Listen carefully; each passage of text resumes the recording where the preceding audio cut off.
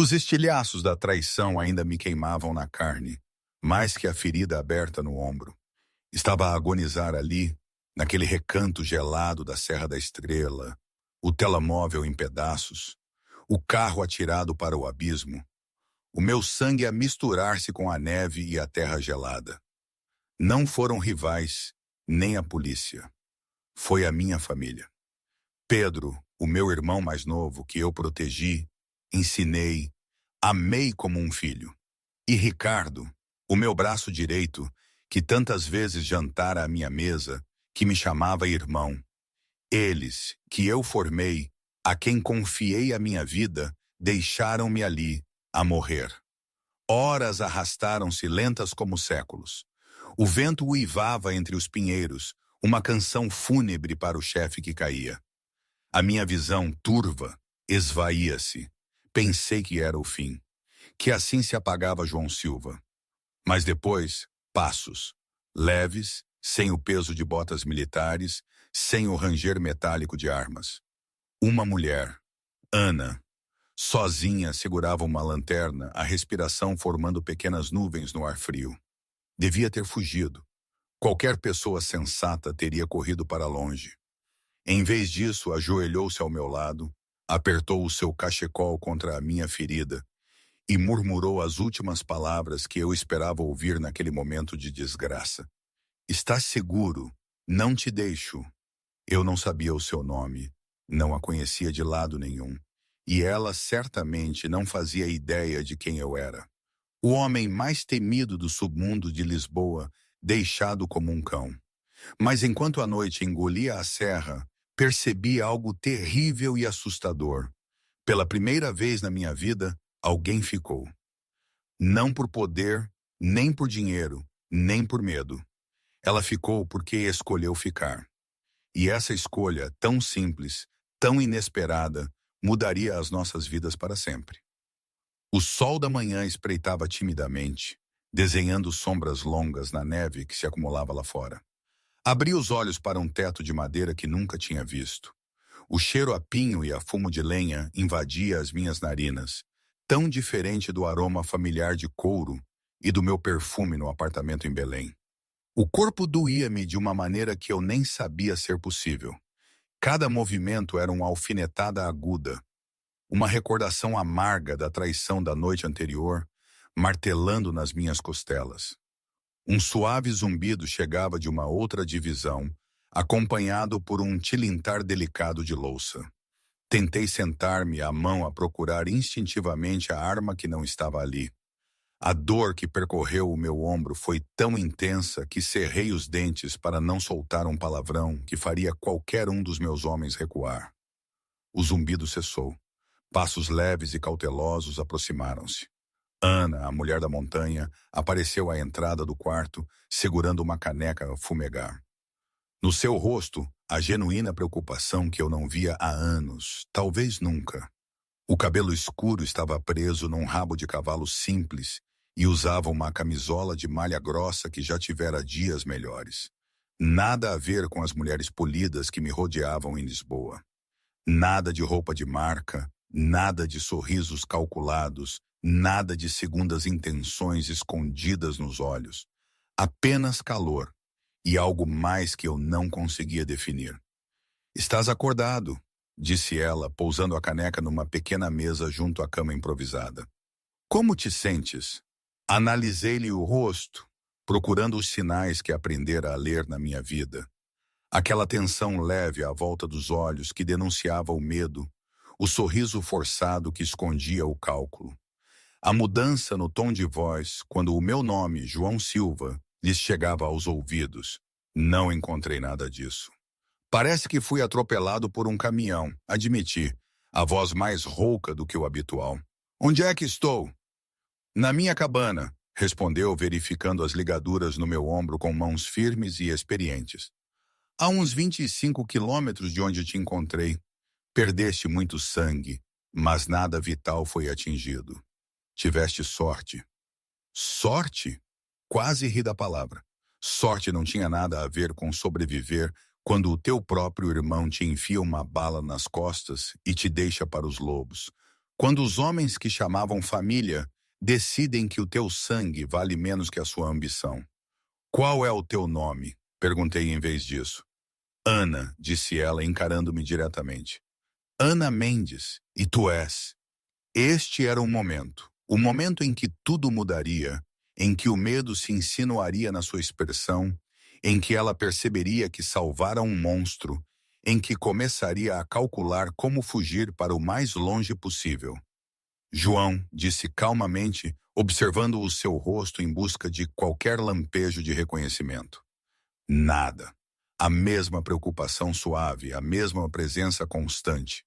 Ou era a melhor atriz que eu já tinha conhecido, ou realmente não fazia ideia de quem eu era. No meu mundo, isso era mais raro do que encontrar neve no Alentejo em agosto. Ana foi até a janela, puxando cortinas de algodão simples para deixar entrar mais luz. A vista revelava montanhas sem fim, neve imaculada e nem uma alma à vista durante quilômetros. Era o tipo de isolamento que faria a minha equipa de segurança entrar em pânico. Vives aqui sozinha? Perguntei. Ela acenou com a cabeça, ainda a contemplar a paisagem. Há 3 anos, talvez mais. É tranquilo, sossegado. Às vezes passo semanas sem ver outra pessoa. Não tens medo? Uma mulher sozinha no meio da natureza selvagem? Ana virou-se para mim e por um instante algo cintilou no seu olhar. Algo que se assemelhava à dor antes que um pequeno sorriso o cobrisse. Tenho mais medo das pessoas do que dos ursos ou dos lobos, disse ela. Os animais são honestos sobre as suas intenções. Havia uma história ali, percebi, camadas sob a sua gentileza que falavam de razões para procurar a solidão, para escolher as montanhas em vez da humanidade. Eu construí um império lendo nas entrelinhas. E Ana Mendes tinha volumes escritos nos espaços que deixava vazios. Às vezes, quando a insônia me consumia nas noites no meu apartamento em Lisboa, os meus pensamentos voavam para o meu pai. Lembro-me daquele seu ditado. Nunca confies em quem te parece bom demais. Ele referia-se aos políticos ou aos advogados corruptos, talvez até a alguns comerciantes sem escrúpulos. Mas agora eu entendia de outra forma. Todo aquele poder, as promessas de lealdade, a sensação de invencibilidade, tudo soava bom demais. Demasiado perfeito para ser verdade. E perfeição, como aprendi da pior maneira, simplesmente não existe. A verdade era que, no fundo, eu sempre soubera disso. Os homens que te fizeram isto, disse ela, sentando-se numa cadeira ao lado da cama. Eles não vão voltar, pois não? A minha mandíbula apertou. A traição ainda estava fresca, a arder no meu peito como ácido. Pedro, o meu irmão mais novo, que eu protegera, orientara e amara como um filho. Ricardo, o meu tenente, que comera à minha mesa e me chamara família. Eles tinham planeado tudo na perfeição, esperaram até eu estar sozinho, até a minha guarda estar embaixo. Não, disse finalmente. Eles acham que estou morto. Bom, a resposta de Ana surpreendeu-me pela sua firmeza. O que quer que tenhas feito, o que quer que te tenha trazido àquela montanha, ninguém merece morrer sozinho no frio. Olhei para ela. No meu mundo, a misericórdia era fraqueza. A compaixão era um luxo que te levava à morte. No entanto, ali estava aquela mulher que arriscara a sua própria segurança para salvar um estranho ensanguentado, sem pedir nada em troca, sem esperar nada além da decência humana básica. Era tudo o que o meu mundo não era. Por que me ajudaste? Perguntei. Podias ter continuado a andar, fingido que nunca me tinhas visto. Ana ficou em silêncio por um longo momento, os seus dedos traçando padrões no tecido gasto da sua cadeira.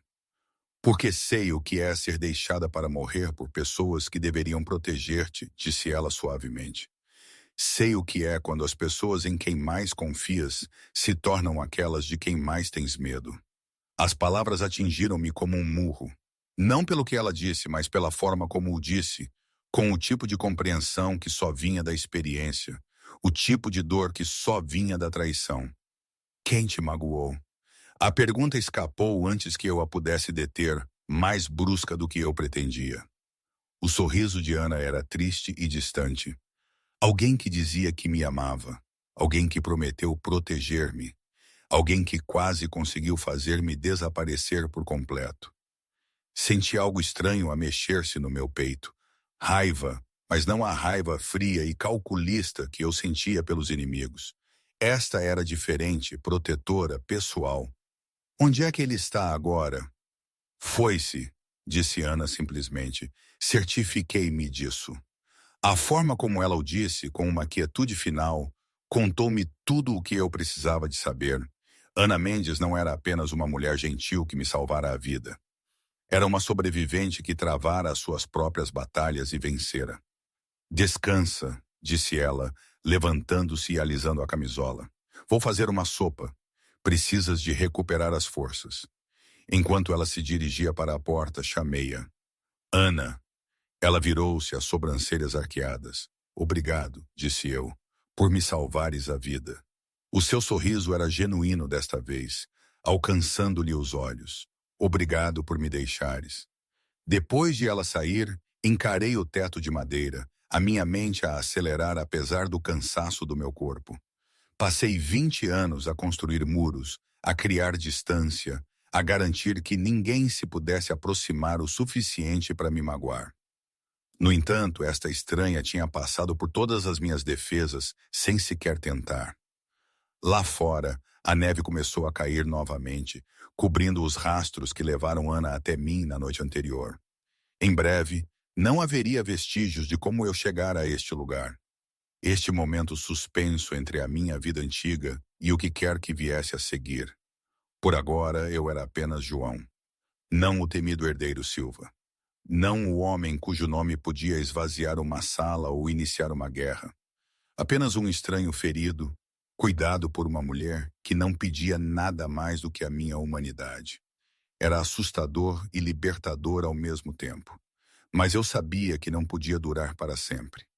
A minha família pensava que eu estava morto, o que significava que estariam a agir rapidamente para consolidar o poder, para apagar qualquer vestígio da minha influência, para construir o seu império sobre os alicerces da minha sepultura.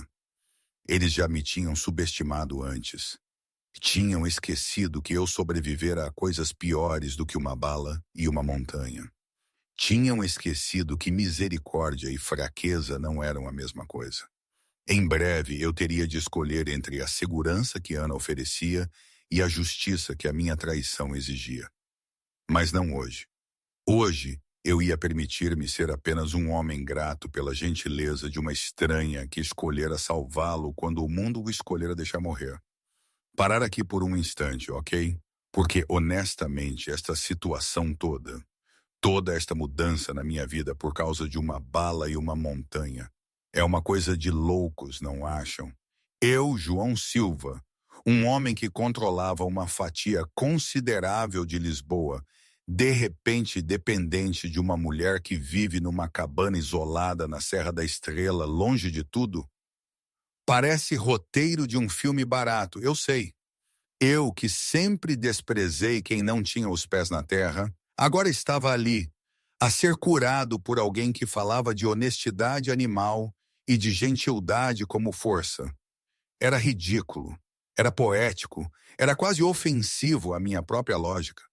Na minha antiga vida, eu teria rido na cara de quem me contasse uma história assim. Esse gajo está a sonhar, eu diria. Mas era real. Era a minha nova realidade e eu não sabia se estava a enlouquecer ou a ver a verdade pela primeira vez. Como é que se processa uma coisa destas? Ainda hoje não sei bem. Mas tinha que continuar, não tinha? A história não acaba aqui. O som de Ana a cortar vegetais na cozinha tornara-se a minha âncora à realidade. Cada batida rítmica da faca contra a tábua de cortar lembrava-me que aquilo não era um sonho, que alguém estava realmente a cuidar de mim sem esperar nada em troca. O meu telemóvel estava destruído na emboscada. Os meus homens estariam dispersos ou mortos. O meu império estava a desmoronar-se enquanto eu jazia indefeso na cama de uma estranha. No entanto, pela primeira vez em 20 anos, João Silva sentia algo que esquecera que existia. Paz. A sopa que Ana me trouxe era simples. Caldo de galinha com cenouras e ervas que ela própria cultivava. Sem ingredientes caros, sem apresentação elaborada, apenas calor numa tigela. Eu tinha comido nos melhores restaurantes, provado refeições que custavam mais do que a maioria das pessoas ganhava num mês. Nada nunca soubera melhor do que a sopa caseira de Ana. És uma boa cozinheira, disse eu verdadeiramente. Ana voltou a sentar-se na sua cadeira, a tigela aconchegada nas mãos. Receita da minha avó. Ela sempre dizia que a comida feita com amor cura mais do que a medicina. A tua avó parece sábia. Era. Criou-me depois de os meus pais terem morrido num acidente de carro quando eu tinha 7 anos. A voz de Ana carregava o tipo de tristeza factual que vem de uma dor antiga, processada e aceita. Ela ensinou-me que, às vezes, a maior força vem da gentileza. Parei a colher a meio caminho da boca. No meu mundo, a gentileza era um alvo pintado nas tuas costas. A bondade era uma fraqueza explorada pelos inimigos. No entanto, ali estava Ana, que sobrevivera ao inferno que a levara a estas montanhas e emergira com a sua compaixão intacta. E tu? Perguntou ela. Tens família? A pergunta atingiu-me como um choque. Depus a colher, o apetite subitamente desaparecido. Família? A palavra que antes significara tudo agora sabia a veneno na minha boca. Pensei que tinha, disse eu baixinho. Afinal, estava enganado. Ana estudou o meu rosto, lendo a dor que eu não conseguia esconder. Os homens que te balearam eram família. Acenei com a cabeça, não confiando na minha voz. Sangue não faz família, disse Ana suavemente. O amor faz. A lealdade faz. As pessoas que ficam ao teu lado quando o mundo escurece. Esses são a tua verdadeira família. Então nunca tive família. Admiti, as palavras a arranharem a minha garganta. Agora tens. A afirmação simples pairou no ar entre nós. Ana disse-o sem drama, sem alarde, tão naturalmente como comentar o tempo. Mas senti-o assentar no meu peito como uma pedra quente, sólida e real. 3 dias passaram numa névoa de cura e contentamento inesperado. Ana desaparecia por horas, voltando com lenha ou provisões de algum esconderijo secreto. Lia junto à lareira enquanto eu dormitava. A sua presença, um conforto constante que eu nunca antes experimentara. No 4º dia, estava forte o suficiente para me levantar sem que o quarto girasse. Ana encontrou-me à janela, a observar os picos cobertos de neve. Inquieto? Perguntou ela. A pensar, respondi, sobre o que vem a seguir. Ana juntou-se a mim à janela. A luz da manhã realçava os pontos dourados nos seus olhos castanhos, e percebi que memorizara cada detalhe do seu rosto sem querer. A pequena cicatriz acima da sobrancelha esquerda. A forma como mordia o lábio inferior quando estava concentrada. O sorriso genuíno que lhe transformava toda a expressão. Podias ficar, disse ela calmamente. Não há nada lá fora para ti senão dor e violência. O meu coração apertou. A oferta era tentadora além da medida. Desaparecer para estas montanhas com Ana. Construir algo real, honesto e puro. Aprender o que o amor sentia quando não era envenenado pelo poder e pela traição. Mas os fantasmas do meu passado não me deixariam em paz. Eles mataram pessoas inocentes, Ana. Os meus homens tinham famílias, filhos. Pedro não me traiu só a mim. Ele destruiu dezenas de vidas para conseguir o que queria. E voltar trará essas pessoas de volta? Não, mas impedi-lo-á de matar mais. Ana ficou em silêncio por um longo momento. Quando falou, a voz era firme, mas triste. Não te vou tentar impedir, mas preciso que entendas uma coisa. O homem que salvei naquela montanha, o homem que tem estado a curar-se na minha casa, ele é bom, ele é gentil. Ele faz piadas péssimas e realmente ouve quando eu falo. Esse homem poderia ter uma vida diferente. Ela virou-se para mim completamente. Mas o homem que estás a pensar em voltar a ser, aquele que regressa a esse mundo de violência e vingança, eu nunca o conhecerei e chorarei essa perda todos os dias. Senti algo a rasgar-se no meu peito. Ela via-me. Não a reputação, não o medo, não o poder. Ela via João Silva, o homem, e estava disposta a lutar por ele. E se eu te dissesse que podia acabar com isso? Perguntei. E se eu pudesse voltar, tratar do que precisa de ser tratado, e depois voltar para ti? O sorriso de Ana era dolorosamente gentil. Então eu diria, tu não entendes como esse mundo funciona. Ele não deixa as pessoas sair, João. Ele consome tudo até não restar nada de quem tu eras. Ela tinha razão e eu sabia disso. A vida que vivera, as escolhas que fizera, deixavam marcas que nunca desapareciam. Sangue nas minhas mãos que nunca se lavaria completamente.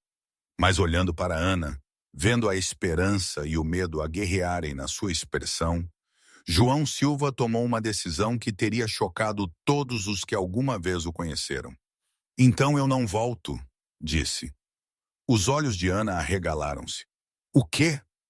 Não volto. Fico aqui contigo. Deixo Pedro ficar com o império. Deixo-o pensar que ganhou. Desaparecemos. Começamos de novo. Construímos algo novo. Por um momento, a pura alegria transformou o rosto de Ana. Depois, a realidade voltou e ela abanou a cabeça. Acabarias por te arrepender. Ficar-me-ias a ressentir por te ter impedido de acertar as contas. João, não. Ouve-me. Eu já vi o que acontece quando as pessoas fogem do seu passado em vez de o enfrentarem. Ele persegue-as. Envenena tudo o que tentam construir. Se não enfrentares isto, se não encontrares uma forma de fazer as pazes com o que aconteceu, isso irá destruir-nos. João olhou para ela espantado. Ela estava disposta a deixá-lo ir, mesmo que isso pudesse significar perdê-lo para sempre, porque o amava o suficiente para querer que ele estivesse inteiro, mesmo que essa inteireza não a incluísse. Naquele momento, João entendeu porque o meu avô sempre dizia que o aço mais forte era forjado no fogo mais quente.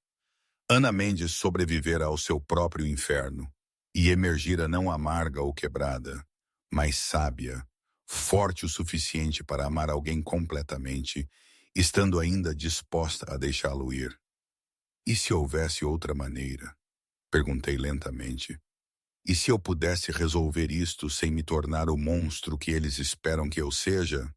O que queres dizer? A minha mente corria agora, as peças encaixando-se. O meu irmão pensa que é um gênio, porque pensa como eu costumava pensar. Tudo força, tudo intimidação. Mas e se o jogo mudasse? E se em vez de tentar reaver o império pela violência, eu o derrubasse por dentro? Os olhos de Ana ficaram mais atentos com interesse. Destruirias o negócio da tua própria família? Já não é a minha família, e não é um negócio. É um cancro. Mas eu sei onde os cadáveres estão enterrados, Ana. Conheço cada segredo sujo, cada operação ilegal, cada ligação corrupta. Podia acabar com tudo sem disparar um único tiro. E depois volto para ti, ficha limpa, sem império para herdar, sem inimigos para combater, sem passado de que fugir. Apenas João e Ana a construir algo real. Ana ficou em silêncio por muito tempo. Os seus dedos traçavam padrões no vidro da janela embaciado. Quando finalmente falou, a voz era pensativa. É perigoso. Se eles perceberem o que estás a fazer antes de terminares, não vão, porque eles acham que estou morto. E mesmo que suspeitassem do contrário, nunca imaginariam que eu destruiria tudo o que a nossa família construiu. É a única coisa que nunca veriam chegar. Quanto tempo demoraria? Ponderou João. 6 meses, talvez menos, se eu for cuidadoso. Ana afastou-se da janela, a sua expressão ilegível. O coração de João martelava nas costelas. Tudo dependia da resposta dela. Não apenas os seus planos de vingança, mas todo o seu futuro. A possibilidade de amor, de redenção, de se tornar algo mais do que a soma dos seus pecados. Há uma condição, disse Ana finalmente. Qualquer coisa. Não fazes isto sozinho. Eu ajudo. O sangue de João gelou. Absolutamente não, Ana. Essas pessoas são perigosas para além de tudo o que podes imaginar. Se descobrirem que existes, se te ligarem a mim, então vamos garantir que não descobrem. A voz de Ana era firme, sem aceitar discussões. Tu próprio disseste. Eles acham que estás morto, mas o fantasma de João Silva vai precisar de aliados. Pessoas de quem eles não sabem, recursos que eles não conseguem rastrear. Posso viver nas montanhas, mas nem sempre fui uma eremita. Tenho habilidades de que precisas. Que tipo de habilidades? O sorriso de Ana era misterioso e ligeiramente perigoso. O tipo que me manteve viva quando alguém muito poderoso me queria morta. O tipo que o fez desaparecer sem deixar rasto quando decidi que já era suficiente. João olhou para ela, vendo Ana Mendes sob uma luz completamente nova. Ela não era apenas uma mulher gentil que lhe salvara a vida. Era uma sobrevivente que travara sua própria guerra e vencera. Alguém que compreendia o custo da violência, mas não tinha medo de o pagar quando necessário. Parceiros, então, disse ele lentamente. Parceiros, concordou Ana, estendendo a mão. Quando João a apertou, sentiu os calos na palma da sua mão, a força surpreendente no seu aperto. O que quer que fosse a história de Ana, o que quer que a tivesse levado a estas montanhas, ela era muito mais do que aparentava. E enquanto a neve começava a cair lá fora da janela da cabana, João Silva fez as pazes com uma verdade que o teria aterrorizado há uma semana. Ele já não era a pessoa mais perigosa na sala. 2 semanas depois, as mãos de Ana moviam-se com precisão cirúrgica enquanto ela abria o seu portátil, os seus dedos a dançarem por teclas que não tinham sido tocadas em 3 anos. O ecrã cintilou, revelando camadas de ficheiros encriptados e redes ocultas que a maioria das pessoas nunca saberia que existiam. João observava do outro lado da pequena mesa, fascínio e preocupação a guerrearem na sua expressão. Essa não era a gentil mulher da montanha que lhe salvara a vida. Essa era outra pessoa inteiramente. Alguém que pertencia ao seu mundo de sombras e segredos. Registros financeiros primeiro, murmurou Ana, os olhos a percorrer linhas de código. O teu irmão andou ocupado desde que desapareceste. 3 novas empresas de fachada, 2 contas offshore e uma parceria muito interessante com o sindicato de Setúbal. A mandíbula de João apertou. Os homens de Setúbal eram brutais, mesmo para os padrões da sua família. Se Pedro estava a trabalhar com eles, pessoas inocentes estavam a morrer. Mais sangue nas suas mãos, mesmo da sepultura. Como é que sabes fazer isto? Perguntou, observando Ana navegar por sistemas que desafiariam hackers experientes. O meu ex-marido não era apenas abusivo, disse ela sem levantar os olhos. Era um procurador federal especializado em crime organizado. Aprendi os seus métodos, os seus contactos, as suas fraquezas. Quando finalmente decidi fazê-lo desaparecer, usei tudo o que ele me tinha ensinado contra ele. A forma casual como ela disse fazê-lo desaparecer fez um arrepio percorrer a espinha de João. Ele tinha matado homens com raiva, por negócio, em autodefensa. Mas Ana falava disso como quem discute o tempo. Frio, clínico, final. O que lhe aconteceu? Os dedos de Ana pararam por um instante. Acidente de carro. Trágico, na verdade. Falha nos travões numa estrada de montanha. Essas coisas acontecem quando não se faz a manutenção adequada ao veículo. João estudou o seu perfil no brilho azul do ecrã do computador. As curvas suaves do seu rosto não tinham mudado, mas algo predador entrara na sua expressão. Algo que reconhecia um espírito afim na violência quando necessário. Imagino que naquele momento, Ana não estava a ver apenas o ecrã. A sua mente devia estar a reviver a frieza calculada que a tornou possível. A cada linha de código que revelava a corrupção do meu irmão, ela revia a sua própria vingança. A libertação que sentiu quando Gonçalo Mota deixou de existir. Aquele homem a quem dedicara anos, a quem amara talvez com uma esperança tola, tornara-se o seu pior pesadelo, a sua própria traição. E ela tinha aprendido, tinha se tornado uma arma em si mesma.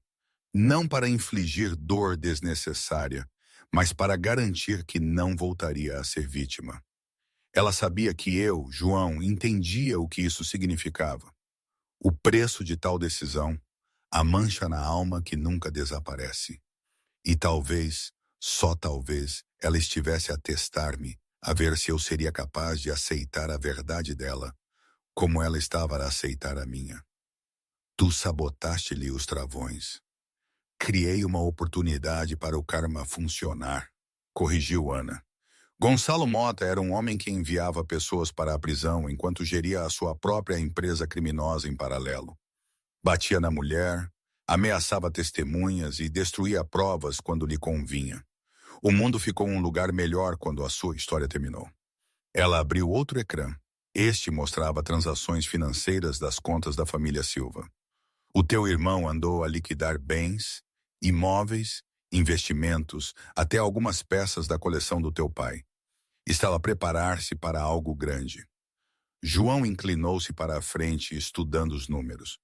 O império da sua família fora construído ao longo de 3 gerações. Vê-lo reduzido a transações digitais num ecrã de portátil era como assistir a sua própria herança a dissolver-se em tempo real. Ele está a planear fugir, percebi. Levar o dinheiro e desaparecer antes que alguém perceba o quanto roubou. Não apenas fugir. Olha para estas compras. Ana destacou uma série de transações. Armas militares, coletes à prova de bala, equipamento de vigilância.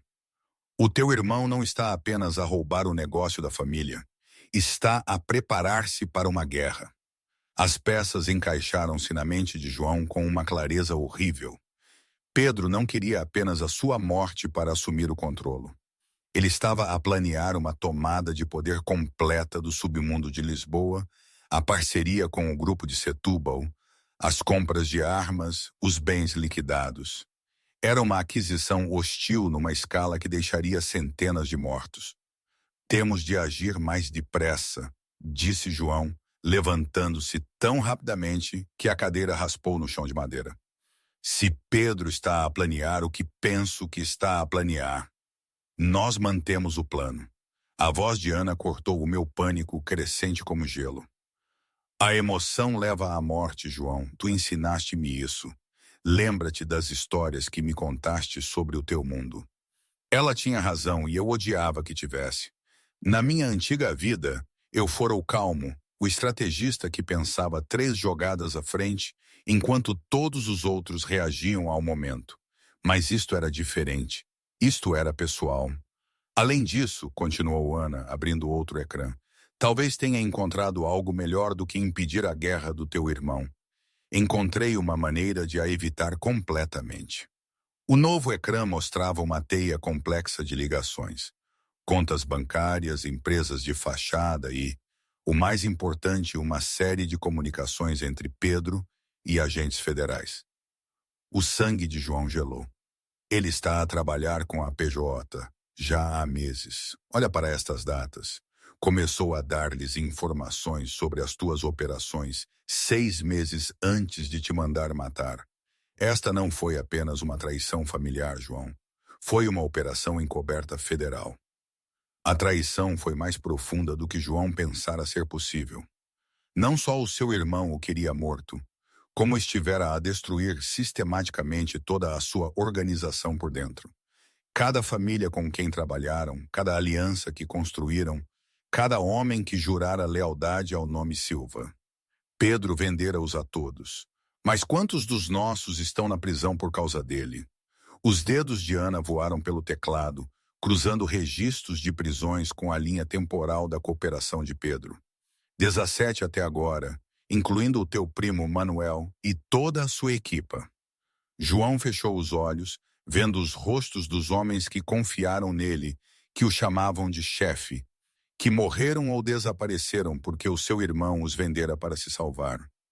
O peso da traição assentou nos seus ombros como um fardo físico. Há mais, disse Ana suavemente. A PJ tem estado a usar o Pedro para mapear toda a operação da costa atlântica. Não apenas a tua família, mas todos os que estão ligados a ti. Os portugueses, os galegos, os russos, estão a planear uma operação coordenada que destruirá o crime organizado em 3 distritos. Quando? No próximo mês, logo depois de Pedro terminar de liquidar os bens restantes. João abriu os olhos e Ana viu algo ali que a fez recuar instintivamente. Não raiva, algo mais frio, mais perigoso. Então não temos semanas, disse ele calmamente. Temos dias. Ana acenou com a cabeça, a compreensão passando entre eles sem palavras. O plano que tinham cuidadosamente elaborado, a abordagem metódica que tinham acordado, tudo isso desaparecera. Agora, era sobre sobrevivência, sobre impedir uma guerra antes que ela começasse, sobre garantir que as famílias que confiaram em João não pagassem pela traição do seu irmão. O que precisas de mim? Perguntou Ana. João olhou para ela, para esta mulher que lhe salvara a vida, que lhe mostrara o que o amor poderia ser, que estava disposta a entrar no inferno ao seu lado sem hesitação. Ela merecia algo melhor do que este mundo de violência e traição. Ela merecia paz, mas ela escolhera-o e ele escolhera. Para o bem ou para o mal, eles eram parceiros agora, no amor, na guerra, no que quer que viesse a seguir. Preciso que me ajudes a salvar pessoas que te teriam matado sem hesitação se soubessem que existes. Disse ele honestamente. O sorriso de Ana era afiado como uma lâmina. Ainda bem que nunca terão a oportunidade de descobrir. Ela voltou ao portátil, os seus dedos já a moverem-se pelas teclas. Diz-me sobre a segurança do teu irmão, os hábitos, as rotinas, as fraquezas. Se vamos parar isto, precisamos de pensar como ele pensa. João puxou a cadeira para mais perto, os seus ombros a tocarem-se enquanto se debruçavam juntos sobre o ecrã. Lá fora, a neve continuava a cair sobre os picos da montanha, cobrindo o mundo num branco imaculado. Mas dentro da cabana, 2 predadores planeavam a sua caça com a paciência daqueles que entendiam que a presa mais perigosa era muitas vezes aquela que pensava já ter vencido. Pedro sempre acreditou que era mais inteligente do que eu, começou João. Esse foi o seu primeiro erro. O segundo foi pensar que eu era demasiado honrado para destruir tudo o que a nossa família construiu. Os dedos de Ana pararam sobre o teclado. E o terceiro? O sorriso de João era frio o suficiente para congelar o inferno. Pensar que me podia trair e viver para desfrutar disso. O jogo estava prestes a mudar. Pedro passara meses a planear a morte de João e a destruição do seu mundo. Mas esquecera um detalhe crucial. João Silva sobrevivera a coisas piores do que uma bala e uma montanha. E agora tinha algo que o seu irmão nunca possuíra. Alguém disposto a incendiar o mundo para proteger as pessoas que amava. A caça estava prestes a começar. Os dedos de Ana congelaram sobre o teclado enquanto um novo alerta surgia no ecrã. O rosto dela empalideceu e João soube imediatamente que algo tinha mudado. O que é? Perguntou ele, inclinando-se para ler a mensagem encriptada que acabara de aparecer. Sabem que estás vivo, sussurrou Ana, a voz mal audível acima do crepitar da lareira. Pedro acabou de emitir uma ordem de execução. 5 milhões de euros por prova da tua morte. O sangue de João gelou enquanto lia os detalhes. O seu irmão não o tinha traído apenas uma vez. Mesmo do suposto túmulo, Pedro ainda o caçava, ainda tentava apagar todos os vestígios da sua existência. Como é que ele descobriu? As mãos de Ana moveram-se freneticamente pelas teclas, abrindo imagens de vigilância da estrada da montanha onde ela o encontrara. Alguém me viu naquela noite. Um caçador com uma câmara de trilha captou-me a transportar-te para a cabana. A filmagem granulada mostrava a silhueta de Ana contra Ivy, a forma inconsciente de João nos seus braços. Para qualquer um que soubesse o que procurar, era óbvio que ele ainda respirava. O caçador vendeu a filmagem ao Pedro há 3 dias, continuou Ana, a voz tensa, com o medo controlado. Desde então ele tem estado a rastrear a minha identidade. João, ele sabe desta cabana. Ele sabe de mim. João levantou-se tão rápido que a cadeira caiu para trás. Cada instinto que ele desenvolvera ao longo de 20 anos no submundo gritava perigo. Eles estavam tão focados nos seus planos de vingança. Tinham esquecido a regra mais básica de sobrevivência. Nunca deixes o teu inimigo saber onde dormes. Quanto tempo temos? Ana abriu imagens de satélite das estradas da montanha. A abordagem mais próxima de veículo é de 12 quilômetros a pé pela neve. Talvez 6 horas se conhecerem o terreno. Eles vão trazer helicópteros. Já estão a caminho. Ana apontou para um ponto vermelho que se movia no ecrã. 2 aeronaves e descendente militar. Pedro não está a correr riscos desta vez. A mente de João corria através das suas opções. A cabana era isolada, defensável, mas, em última análise, uma armadilha. Se ficassem, podiam fugir, mas para onde?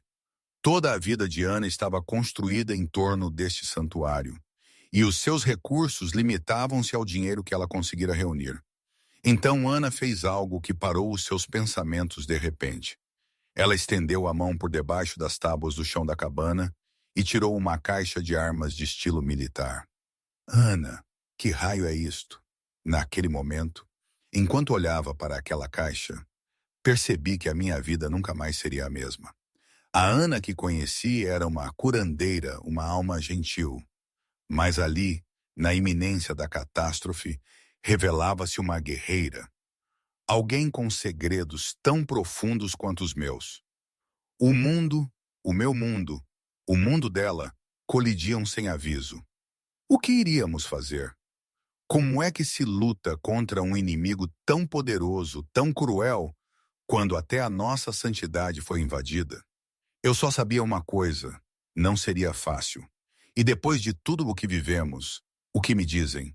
É mais fácil fugir do problema ou enfrentar o mal, sabendo que as consequências podem ser devastadoras para tudo o que amamos?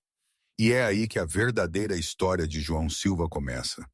Hoje, eu olho para trás, para aquele tempo na Serra da Estrela, e a minha mente ainda se debate. Por vezes, penso que foi o melhor que me podia ter acontecido. A forma como fui forçado a ver o mundo de outra maneira, a amar de um jeito que nunca imaginei. Outras vezes, sinto um aperto no peito, uma pontada de arrependimento pelas escolhas, pelos sacrifícios que fizemos.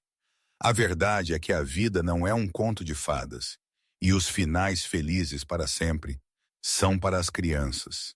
É um caminho confuso, cheio de decisões difíceis, de dúvidas que persistem, mas, de uma forma ou de outra, foi o meu caminho, e continuo a andá-lo, ao lado dela, sem certezas, mas com uma convicção que vale mais do que qualquer império.